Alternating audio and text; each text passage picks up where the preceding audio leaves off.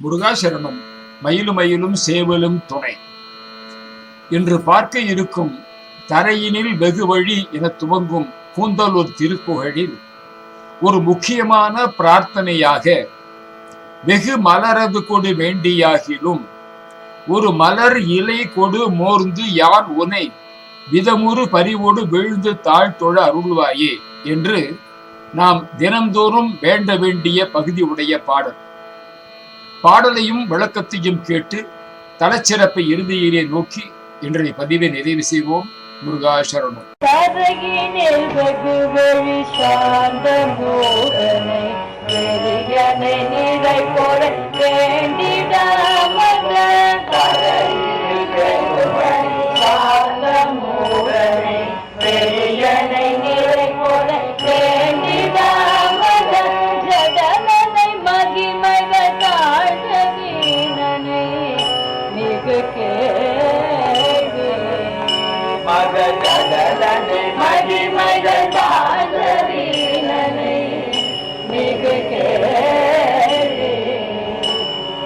தவநெறி தனை விடு தாண்டு காலிகை அவமதியதனிற் புலாங்கு தீமை செய். தவநெறி தனை விடு தாண்டு காலிகை அவமதியதனிற் புலாங்கு தீமை செய். சமணனை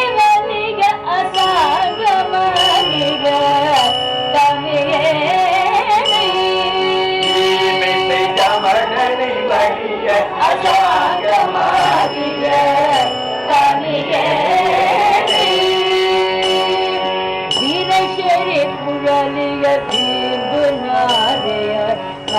மதிமுகவனிதக வாஞ்சை மோகிய குழலிய தீம்புலாய மதிமுகவனிதக வாஞ்சை மோகிய விழிவலை மகளிரோடாது கூடிய வினையேனை மோகியர் விழிவலை மகளிரோடாது கூடிய வினையே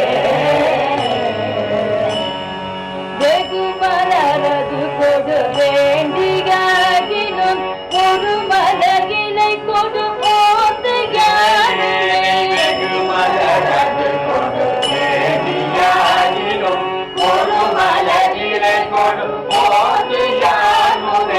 விதமுறு பறிவொடு வீடு தாழ்கொள்ள அருள்வாயே.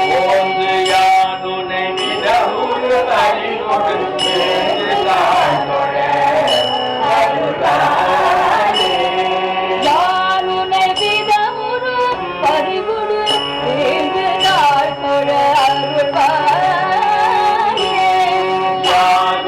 விதமுறு பறிவொடு வீடு தாழ்கொள்ள அருள்வாயே.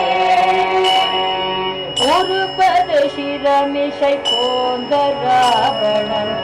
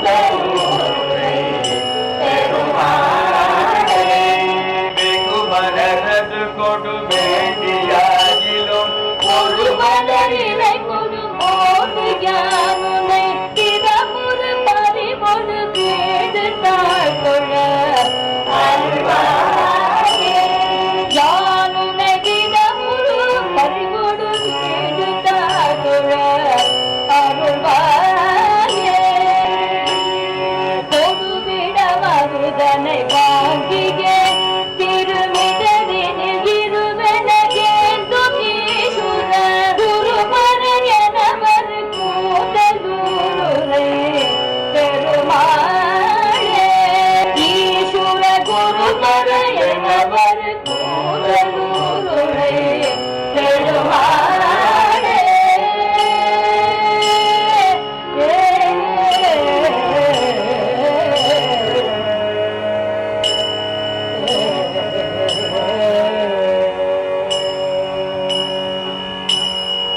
முருகா சரணம். திருப்புகழ் பாடலை கேட்டோம், விரிவுரையை பார்ப்போம். தரையினில் வெகு வழி சார்ந்த மூடனை. திருவுருளை பெற விரும்புவோர் ஒரு சிறந்த வழியிலே உரைப்புடன் நிற்றல் வேண்டும். ஏகதேவ வழிபாடும் இன்றியமையாதது. பல வழியில் படர்வோர்க்கு பரகதி ஒருபோதும் கைகூடாது. கிணறு விட்ட முயற்சிப்பான் ஒருவன் ஒரு இடத்தில் 10 அடி ஆழம் வெட்டி நீர் இல்லை என்று கருதி இன்னொரிடத்திலே 10 அடி ஆழம் வெட்டி மீளவும் வேறு இடத்திலே 10 அடி ஆழம் வெட்டி இப்படியாக 10 இடங்களிலே 100 அடி ஆழம் வெட்டி நீர் காணாது அயர்ந்து போயினான்.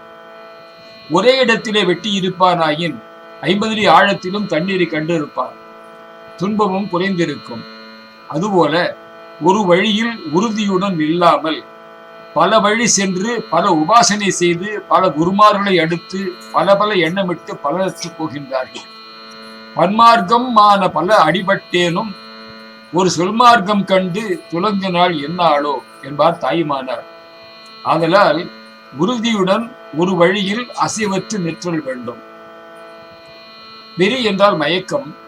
மயங்கியவன் ஒன்றை மற்றொன்றாக கருதுவான். கல்வெறி கொண்டவனுக்கு விளக்கு தூண் மனிதனாக தெரியும்.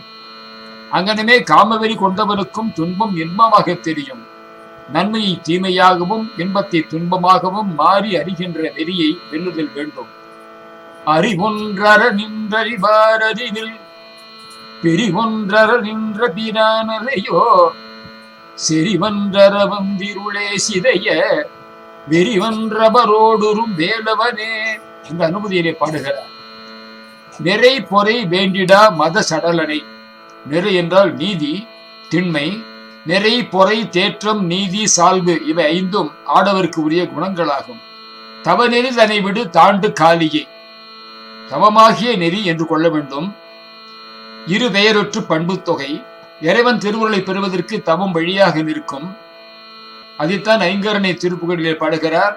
தங்கிய தவத்துணர்வு தந்தடிமை முக்தி பெற சந்திர வெளிக்கு வழி அருள்வாயே என்று. சுந்தரமூர்த்தி சுவாமிகள் திருத்துறையூர் எனும் திருத்தலத்திலே இறைவன்பால் தவநெறியை வேண்டுகின்றார். மத்தம் மதையானையில் வெண்மறுப்பு உந்தி முத்தம் கொணர்ந்தெற்றி போர் பெண்ணை வடபால் பக்தர் பயின்றேத்தி பரவும் துறையூரத்தா உன்னை வேண்டிக் கொள்வேன் தவ நெறியே. ஒரு வழியிலும் உரைத்து நிற்காமல் இங்கும் அங்குமாக தாண்டுவதனால் அருணகிரியார் அவர்களை தாண்டுகாலி என்றார். சமடன், ச கூட்டல் மடன், அறியாமையோடு கூடியவன். தன்னையும் தனக்கு தலைவனாகி இறைவனையும் தான் வந்த வரவையும் செல்ல வேண்டிய கதியையும் அறியாது கிடத்தலை இது தெரிவிக்கின்றது. அடுத்து ஒரு முக்கியமான வேண்டுகோளை வைக்கிறார். வெகு மலரது கொடு வேண்டி ஆகினும் ஒரு மலர் இலை கொடு ஓர்ந்து யான் உனை விதமுறு பறிவோடு வீழ்ந்து தாழ்த்தொழ அருள்வாயே. பத்திரம் புஷ்பம் பலம் தோயம் யோமே பக்தியா பிரயச்சிதி தலகம் பக்தியுபகிருதம் அஸ்னாமி பிரயதாத்மன என்பது பகவத்கீதை அத்தியாயம் 9 ஸ்லோகம் 26. பத்திரம் புஷ்பம் பலம் தோயம் என்பது இந்த ஸ்லோகத்தின் ஒரு பகுதி. இதன் பொருள், பத்திரம் என்றால் இலை அல்லது பூவின் இதழ்கள். முழு பூவை நாமாக உதிர்த்து போடக்கூடாது. ரோஜா, தாமரை, ஜவந்தி போன்ற பூக்களின் இதழ்கள் தானாக உதிர்ந்திருக்கும். அவற்றையோ. புஷ்பம் என்றால் மலர், பலம் என்றால் கனி பழங்கள், தோயம் என்றால் நீர். ஒருவர் பக்தியோடு தனக்கு ஒரு இலையோ மலரோ கனியோ நீரோ அளித்தால் நான் அதை தூய மனதுடன் ஏற்றுக்கொள்வேன் என்பது இந்த ஸ்லோகத்தின் கருத்து. இந்த ஸ்லோகம் பக்திக்கு முக்கியத்துவம் அளிக்கிறது. எந்த பொருளையும் விட தூய பக்தியே முக்கியமானது என்று கூறுகிறது. நிரம்ப மலர்களை கொண்டு வழிபட்டாலும், ஒரே ஒரு மலரை இட்டு வழிபட்டாலும் உள்ளத்தில் அன்பு இருக்க வேண்டும். உள்ளத்தில் அன்பு இல்லாத பொழுது நான் நிறைய மலர்களை கொண்டு வழிபட்டேன் என்னும் செருக்கு இருக்கும். நான் என்பது இருந்தால் அது பயன் தராது. விதம் என்றால் வகை, பரிவு என்றால் அன்பு. அன்பு, பக்தி என்ற சொற்கள் ஒரே பொருளை குறிக்கின்றன. அன்பு என்பது உள்ளத்திலே நிகழும் நிகழ்ச்சி.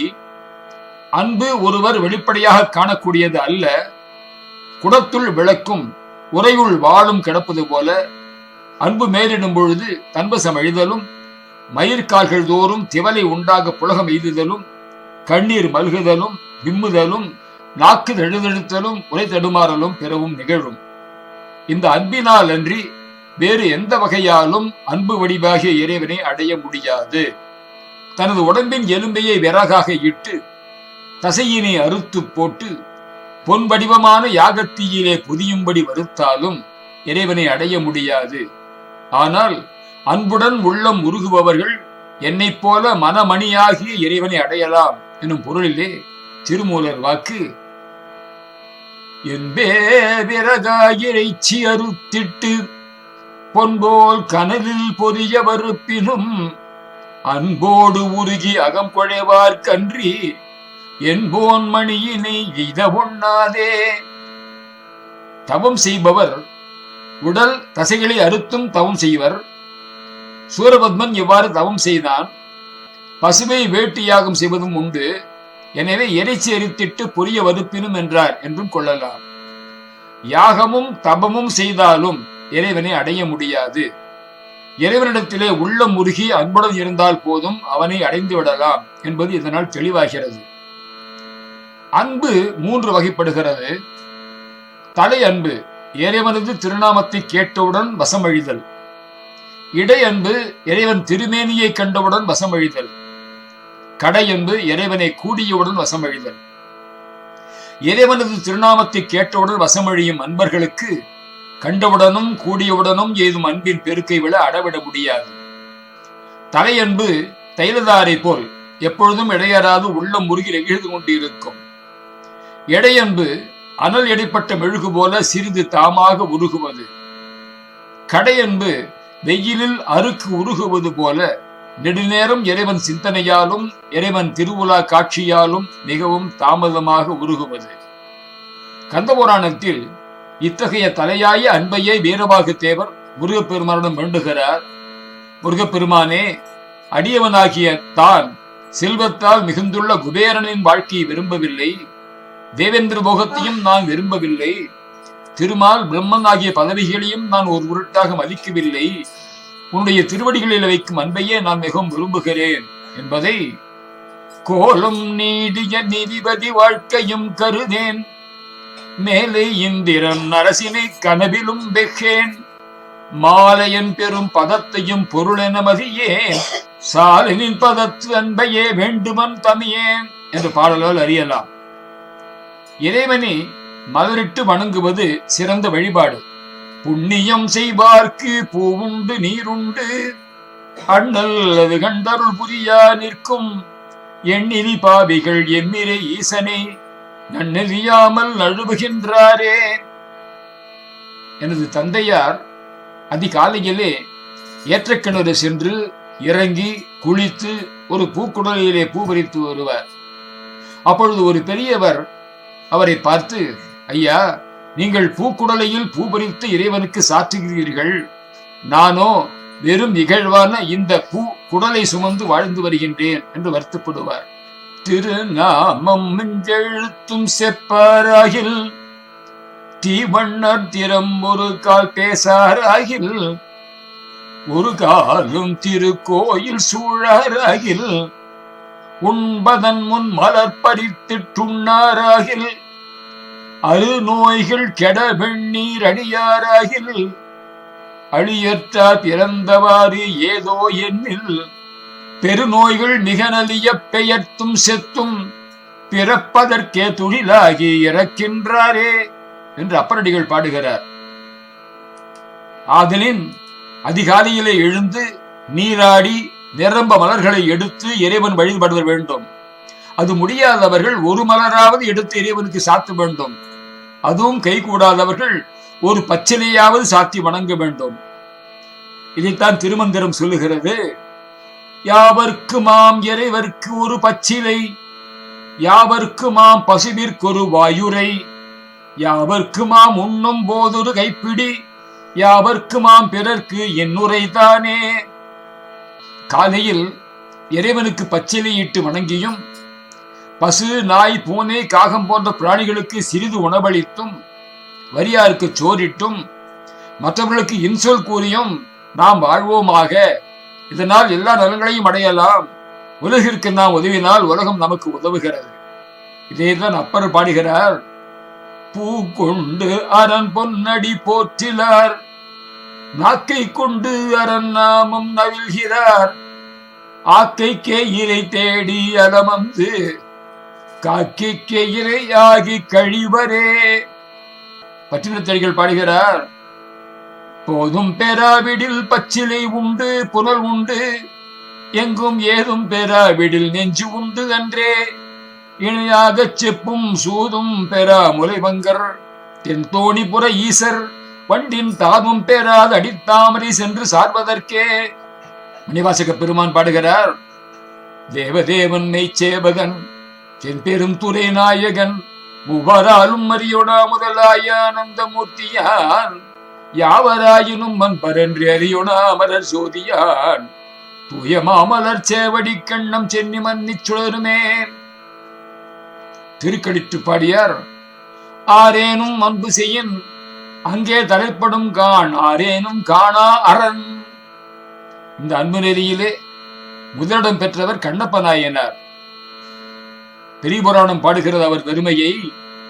திங்கள் சேர் சடையார் தம்மை சென்று அவர் காணா முன்னே, அங்கணர் கருணை கூர்ந்த அருள் திரு நோக்கம் எய்த, தங்கிய பவத்தின் முன்னை சார்பு விட்டு அகல, நீங்கி பொங்கிய ஒளியின் நீழல் பொறியில் அன்பு உருவமானார் என்று. அதனால் அன்றோ காரைக்கால் அம்மையாரும் இரவாத இன்பு அன்பு வேண்டி பெற்றார். இந்த பாலகர் என்று ஒரு சொல். பராசர முனிவர் பெற்ற அறுவர் தப்தர், அனந்தர், நந்தி, சுதுர்முகர், சக்கரபாணி, மாலி. இவ்வாறு சிறார்களும் இளம் பருவத்திலே மீன்கள் இறந்து விடுமாறு ஒரு குளத்திலே விளையாடினார்கள். அது கண்ட பராசரர், இம்மீன்கள் இறக்குமாறு நீர் விளையாடியபடியினால் சரவண பையிலே மீன் வடிவாக கடவீர்கள் என்று சபித்தார். முனிக்குமாரர்கள் பிதாவை வணங்கி சாபத்தீர்வு கேட்க, சரவணத்தில் முருகவேள் திரு அவதாரம் புரிவார், ஆதிபராசக்தியின் ஞானப்பாலை உண்பர், அத்தருணம் முருகவேள் உண்ட எச்சில் பால் சரவணத்திலே கலக்கும், அதனை உண்டு தொல்லுரு பெற்று அன்னை அடைவீர்கள் என்று அருள் புரிந்தார். அவ்வண்ணமே சரவண பொய்கையிலே மீன் வடிவம் பெற்றார்கள். கந்த கடவுளுக்கு கௌரி தந்த திருஞானப்பால் ஒழுக அது சரவணத்திலே கலந்தது. அதனை உண்டவுடன் அறுவருக்கும் மீன் வடிவம் மாறியது. அவர்கள் சிவபெருமானை தொழுது நின்றார்கள். சிவபெருமான் கருணை புரிந்து திருப்பரங்குன்றம் சென்று தவம் புரியுங்கள், அங்கு முருகன் வந்து அருள் புரிவன் என்றனர். அவ்வனமே அருள் பெற்றார்கள். இதைத்தான் கந்தபுராணம் பாடுகிறது. அன்னர் அறுவருமாய் எழுந்து அகன் பொய்கை விட்டு அமலன் முன்னாய் வணங்கினர் போற்றலும், முனிவைந்தர்கள் பரங்கோடு என்னா உரைவெறு குன்றிடை இருந்தே தபம் புரிமின், சின்னான் மிசை இவன் வந்தருள் செய்யும் என்று அருள் செய்தான். கொடுவிடம் அது தன்னை வாங்கியே. பார்க்கடலில் தோன்றிய ஆளாள விடத்தைக் கண்டு அமரர்கள் அஞ்சி அரணாரிடம் முறையிட, சிவபெருமான் சுந்தரரை நோக்கி அவ்விடத்தை இவ்விடத்திற்கு கொணர்வாய் என்று பணித்தருளினார். சுந்தரர் சென்று மால் அயனாதி வானவர் நெருங்க முடியாத பயங்கரமான விஷத்தை நாவல் பழம்போல திருட்டி கொணர்ந்து அரணாரிடம் அளித்தார். அதனை வாங்கி பெருமான் கண்டத்திலே தரித்து நீலகண்டராக விளங்கினார். அகில உலகையும் அழிக்க ஆலகாலம் எழுந்தது. அதனை சிவனார் எடுத்தார். இங்கேயே நீ இரு என்றார். அவ்வளவிலே அதன் வெம்மை அடங்கியது. அதன் பின் சீரார் தென் திசையை நோக்கி அமர்ந்தார் சிவபெருமான். சிஷ்யபாவம் காட்ட அவர் உமது சீடராயினர். மற்றொரு ரூபமான நீர் அவருக்கு குருபரராகினீர். உபதேச செய்தி ஒரு அருளாடல் என உணரப்பெறும். பின் அங்கிருந்து கூந்தலூர் தலத்திற்கு வந்தீர் என்றும் கோயில் கொண்டிருக்கின்றீர் என்கின்றார். திருஞான சம்பந்தர் பாடுகிறார், கனத்தாத்திரை மாண்டு அழல் கான்ற நெஞ்சை என என வாங்கி அது உண்ட கண்டன் மனத்தால் சமன் சாக்கியர் மாண்பழிய நினைத்தான் நெல்லி காவுள் நிலாயவனே. இனி கூந்தலூர் தலச்சிறப்பை நோக்குவோம். சென்னையிலிருந்து மயிலாடுதுறை மற்றும் கும்பகோணம் செல்லும் வழியிலே அமைந்திருக்கிறது பூந்தோட்டம். அதன் அருகே உள்ளதே கூந்தலூர் எனும் சிறு கிராமம். கும்பகோணத்து தென்கிழக்கே சுமார் 10 அல்லது 12 கிலோமீட்டர் தொலைவிலே அரிசிலாற்றின் தென்கரையிலே உள்ளது கூந்தலூர் ஆலயம். கூந்தலூரில் உள்ள 1000 ஆண்டுக்கும் மேற்பட்ட பழமையான முருகன் ஆலயம் இது. சனி மற்றும் செவ்வாய் கிரக தோஷங்களை நிவர்த்தி கொள்ளும் பரிகாரத்தலம். அருணகிரிநாதர் பாடியது போல, சிலம்பியேந்தி காலிலும் கையிலும் சலங்கையும் தண்டையும் கட்டி வலிமையான தோளுடன் காட்சி தரும் முருகப்பெருமான் என் முன் நின்றிருந்தால் நாளோ பூர்வ ஜென்மவினையோ அல்லது கிரக தாக்கமோ இதுதான் என்னை என்ன செய்ய முடியும் என்று நாள் என் செய்யும் என்று கூறியதை போல சனி பகவானின் கிரக தோஷங்களும் இங்கு வந்து முருகனை வணங்கி துதித்தால் தூர விலகும் என்பது ஐதீகம். இங்குள்ள சிவபெருமான் மற்றும் பார்வதியை ஆனந்தவல்லி உடன்வரி அருள்மிகு ஜம்புகாரணேஸ்வரர் என்று அழைக்கிறார்கள். ஜம்பு என்றால் நாவல் பழம் அல்லது நரி என்ற இரு அர்த்தம் உண்டு. இந்த ஆலயம் அமைக்கப்பட்ட காலத்தில் இந்த பகுதி முழுவதுமே நாவல் பழ மரங்களினால் சூழப்பட்டு இருந்ததினாலும் ஒருமுறை சாபத்தினால் நரி உருவெடுத்த முனிவர் ஒருவர் வந்து இங்கு சிவபெருமானை வணங்கி துதித்து தன்னுடைய சாபத்தை விலக்கிக் கொண்டதினாலும் இந்த ஆலயத்து இறைவனே ஜம்புகாரணேஸ்வரர் என்று அழைக்கப்பட்டதாக செவி வழி வரலாறு கூறுகிறது. இந்த ஆலயத்து சிறப்பு பலவும் உண்டு. அவை அனைத்தும் செவி வழி வரலாறு என்பதாகவே உள்ளன. ராமாயண காலத்தில் தசரத மன்னனின் கட்டளைப்படி ராமரும் சீதையும் வனவாசத்துக்கு சென்ற பொழுது இந்த வழியே வந்து இந்த வனத்திலே சில காலம் தங்கி இருந்து அப்பொழுது ஜம்புகாரணேஸ்வரரை வழிபட்டு இருக்கிறார்கள். அவர்கள் தங்கியிருந்த குடிசையின் அருகிலே தாம் குளித்து நீராட சீதா தேவி ஒரு நீர்நிலையை அமைத்தாராம். அந்த நீர்நிலையே சீதா தீர்த்தம் என்பதாகவும் அந்த தீர்த்தத்தின் அருகில் அமர்ந்து கொண்டு சீதா பிராட்டியார் தமது கூந்தலை வருடி விட்டுக் கொள்ளும் பொழுது சீதையின் தலைமுடிகள் அந்த நீருக்குள் விழுந்து அந்த தீர்த்தத்தை புனிதமாக்கிக் கொண்டே இருந்ததாகவும் புராண கதை. உண்மையில் கூந்தல் என்பது தலைமுடி அல்ல, அது காரண பெயராகும். அந்த தலைமுடிகள் என்பவை சீதையின் உடலில் இருந்து வெளியேறிய தேவ கணங்களே. சீதை லக்ஷ்மியின் அவதாரம் என்பதினால் அந்த நீர்நிலையை காத்தபடி நின்றிருந்த தேவகணங்கள் அங்கேயே வாசம் செய்தன. இதனால்தான் இந்த இடமே கூந்தல் காத்த ஊர் என்பதாக முன்னர் கூறப்பட்டு கூந்தலூர் என மருவி உள்ளதாக கூறப்படுகிறது. கூந்தலூர் என்ற பெயர் வர இன்னொரு காரணமும் உண்டு. நாவல் மரங்களை தவிர கூந்தப்பனை என்னும் பெயரை கொண்ட பனைமரங்கள் நிறைந்த பகுதியாகவும் இந்த இடம் இருந்ததால் இப்பகுதி கூந்தலூர் என பெயர் பெற்றது. இந்த மரத்தை கூந்தல் பனை, இரும்பனை, திப்பீல் பனை என்று கூறுவார்கள். இம்மரத்தை பார்க்கும் பொழுது குளித்து முடித்த பின் ஒரு பெண் தன் கூந்தலை வீர்த்து உலர்த்தி கொண்டிருப்பது போலவும் பூங்கொத்துகள் நீளமான கூந்தலை போலவும் தோன்றுவதால் இந்த மரங்கள் அடர்ந்திருந்த இந்த பகுதி கூந்தல் பனையூர் என்று பெயர் பெற்றிருந்திருக்கலாம் என்கிறார்கள். அதைத்தான் சீதையின் கூந்தல் என்றும் அதுவே பின்னர் மருவி கூந்தலூர் என்று ஆயிற்று என்றும் கூறுகிறார்கள். இந்த ஆலயத்தின் தனிச்சிறப்பு என்ன என்றால், இது சிவன் ஆலயம் என்றாலும் முருகப்பெருமானுக்கே அதிக முக்கியத்துவம் தரும் ஆலயமாக இருக்கிறது. அதனால்தான் முருகனின் சந்நிதியும் ஆலயத்தின் முன்புறத்திலே முதலாவதாக அமைந்திருக்கிறது. சித்தர்களில் மேன்மையானவரும் மகாரிஷியுமான ரோமரிஷி என்பவர் அரசலாற்றின் தென்கரையிலே தவம் செய்து கூந்தலூர் ஆலய சிவபெருமானிடம் இருந்து அரிய ஆற்றலை பெற்றார். அந்த சக்தியின்படி அவரால் தனது தாடியில் இருந்து தங்கத்தை வரவழைக்க முடிந்தது. அந்த ஆற்றலை கொண்டு ரோமரிஷி அவரை நாடி வந்த ஏழைகளுக்கு உதவி செய்வதற்காக தமது அஷ்டமா சித்தியால் தாடி வழியே பொன்னை வரவழைத்து அவர்களுக்கு அளித்து வந்தார். இப்படியாக வாழ்ந்து கொண்டிருந்தவரை சோதிக்க எண்ணிய சிவபெருமான் ஒருமுறை தாடியிலிருந்து பொன்னை வரவழைக்கும் அவருடைய சக்தியை தடுத்து நிறுத்தினார். சிவபெருமானின் திருவிளையாடல் காரணமாக ரோமரிஷியின் தாடி வழியே பொன் வந்து கொண்டிருந்தது நின்று விட்டது. அதனால் அவரால் ஏழைகளுக்கு முன்போல உதவியிட முடியவில்லை.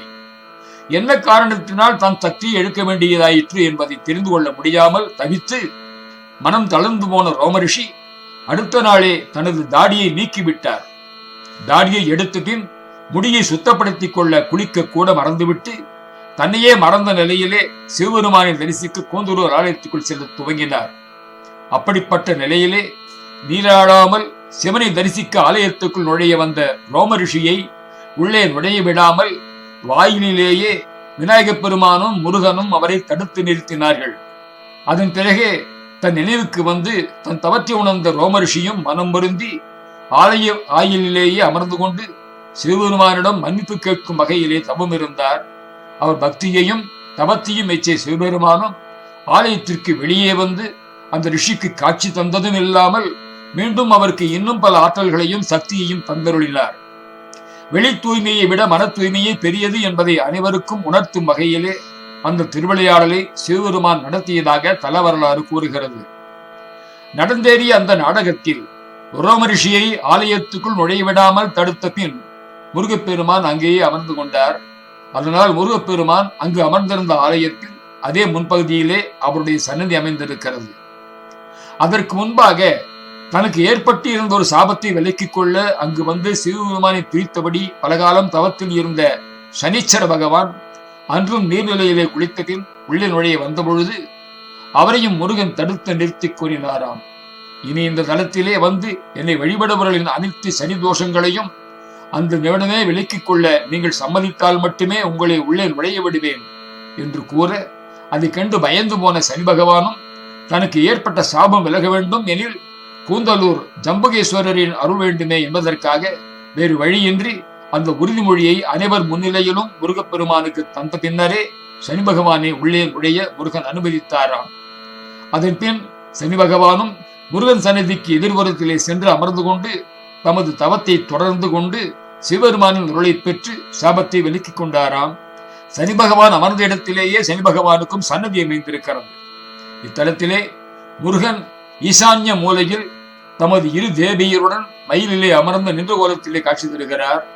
சூரசம்ஹாரத்திற்கு முன்பே முருகனுக்கு இருந்த மயில் வாகனம் இது என்பதனால்தான் இங்குள்ள மயில் தேவ மயில் என்ற பெயரை பெற்றது.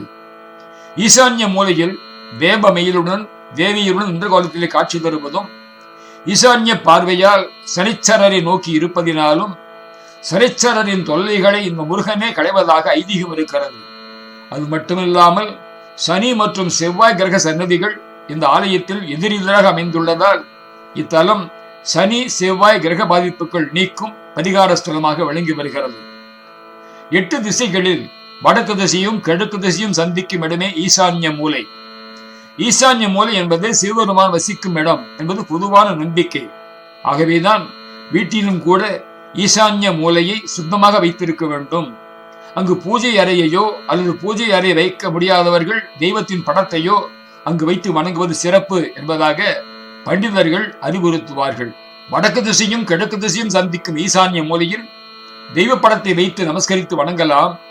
ஒருவர் வீட்டிலேயே கூட வடகிழக்கு மூலை ஈசன் உள்ள இடம் என்பதனால்தான் வடகிழக்கு மூலை ஒரு இடத்தின் ஆற்றல் தரும் இடம் என்கிறார்கள்.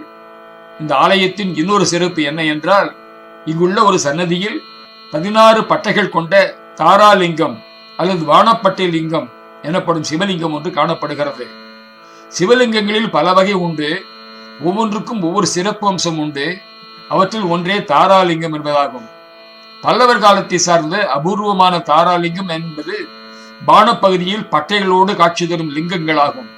அப்படிப்பட்ட லிங்கங்கள் அனைத்து ஆலயங்களிலும் இருக்காது.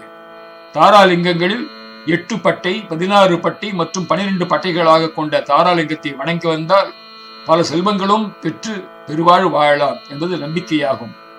இது போன்ற மேலும் சில அபூர்வமான தாராலிங்கங்கள் இலங்கையிலும் அம்பாறை மட்டக்களப்பு போன்ற மாவட்டங்களிலும் காணப்படுகின்றன என்பது ஆச்சரியமாகவே இருக்கிறது. அனைத்து சிவன் ஆலயத்து பிரகாரத்திலும் காணப்படும் தட்சிணாமூர்த்தி, லிங்கோத்பவர், சுப்பிரமணியர், மகாலட்சுமி, துர்கை, சண்டிகேஸ்வரர் போன்றவர்கள் சன்னதிகள் இங்கும் அமைந்துள்ளன. இத்தகைய சிறப்புமிக்க கூந்தலூர் ஆலயத்திற்கு சென்று நாமும் தரிசனம் செய்து இறையொருள் பெற வேண்டாமா? வாருங்கள், புறப்படுவோம். முருகாசரணம் குகார்ப்பணமஸ்து.